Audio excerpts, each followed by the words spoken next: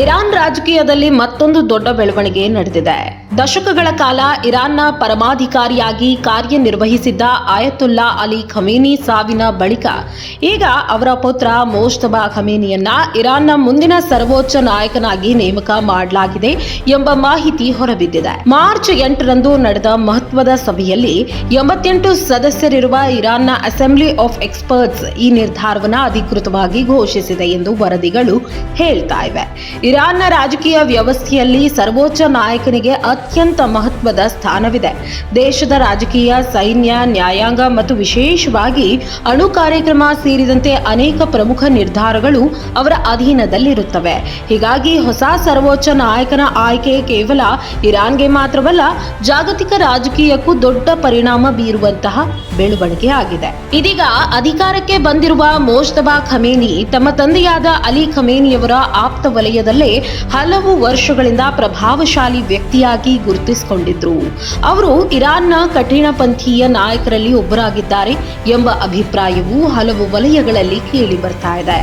ಈ ನೇಮಕಾತಿಯಿಂದ ತೆಹರಾನ್ನಲ್ಲಿ ಕಠಿಣ ಪಂಥೀಯರ ಹಿಡಿತ ಮತ್ತಷ್ಟು ಬಲವಾಗಬಹುದು ಎಂಬ ಆತಂಕವನ್ನ ಪಾಶ್ಚಾತ್ಯ ರಾಷ್ಟ್ರಗಳು ವ್ಯಕ್ತಪಡಿಸುತ್ತಿವೆ.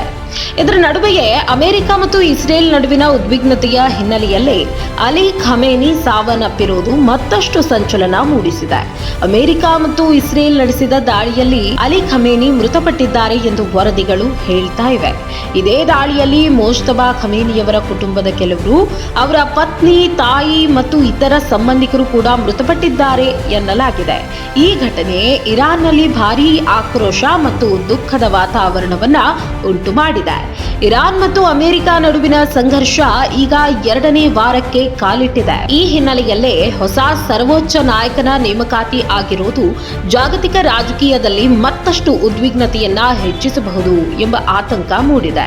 ವಿಶೇಷವಾಗಿ ಇರಾನ್ನ ಅಣು ಕಾರ್ಯಕ್ರಮದ ಮೇಲೆ ಈಗ ಮೋಜ್ತಬಾ ಖಮೇನಿಯವರೇ ಅಂತಿಮ ನಿರ್ಧಾರಗಳನ್ನ ತೆಗೆದುಕೊಳ್ಳಲಿದ್ದಾರೆ. ಇದಕ್ಕೂ ಮುನ್ನ 2019ರಲ್ಲಿ ಅಮೆರಿಕ ಖಜಾನೆ ಇಲಾಖೆ ಮೋಜ್ತಬಾ ಖಮೇನಿಯವರ ಮೇಲೆ ನಿರ್ಬಂಧಗಳನ್ನ ವಿಧಿಸಿತ್ತು.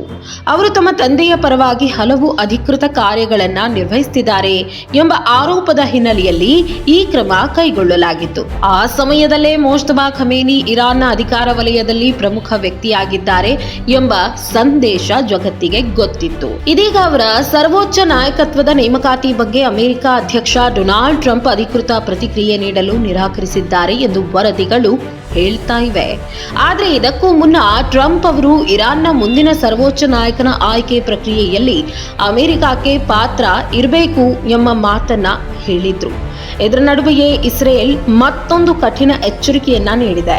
ಅಲಿ ಖಮೇನಿಯವರ ಸ್ಥಾನಕ್ಕೆ ಯಾರೇ ಬಂದರೂ ಅವರು ಇರಾನ್ನ ನೀತಿಗಳನ್ನ ಮುಂದುವರಿಸಿದ್ರೆ ಅವರನ್ನ ಗುರಿಯಾಗಿಸಬಹುದು ಎಂಬ ಸಂದೇಶವನ್ನ ಇಸ್ರೇಲ್ ನೀಡಿದೆ ಅಂತ ಹೇಳಲಾಗ್ತಾ ಇದೆ. ಈ ಹೇಳಿಕೆ ಜಾಗತಿಕ ಮಟ್ಟದಲ್ಲಿ ಮತ್ತಷ್ಟು ಚರ್ಚೆಗೆ ಕಾರಣವಾಗಿದೆ. ಒಟ್ನಲ್ಲಿ ಇರಾನ್ನಲ್ಲಿ ನಡೆದಿರುವ ಈ ನಾಯಕತ್ವ ಬದಲಾವಣೆ ಮಧ್ಯಪೂರ್ವ ರಾಜಕೀಯದಲ್ಲಿ ಹೊಸ ಅಧ್ಯಾಯಕ್ಕೆ ದಾರಿ ಮಾಡಿಕೊಡಬಹುದು. ಮುಂದಿನ ದಿನಗಳಲ್ಲಿ ಇರಾನ್, ಅಮೆರಿಕ ಮತ್ತು ಇಸ್ರೇಲ್ ನಡುವಿನ ಸಂಬಂಧಗಳು ಯಾವ ದಿಕ್ಕಿಗೆ ಸಾಗುತ್ತವೆ ಎಂಬುದು ಈಗ ಜಗತ್ತಿನ ಗಮನ ಸೆಳೆದಿದೆ.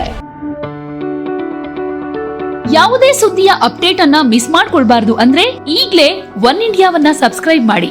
ನಿಮಗೆ ಬೇಕಾದ ಭಾಷೆಯಲ್ಲಿ ಎಲ್ಲಾ ಸುದ್ದಿ ತಿಳಿಬೇಕು ಅಂದ್ರೆ ಒನ್ ಇಂಡಿಯಾ ಆಪ್ ಅನ್ನ ಡೌನ್ಲೋಡ್ ಮಾಡ್ಕೊಳ್ಳಿ.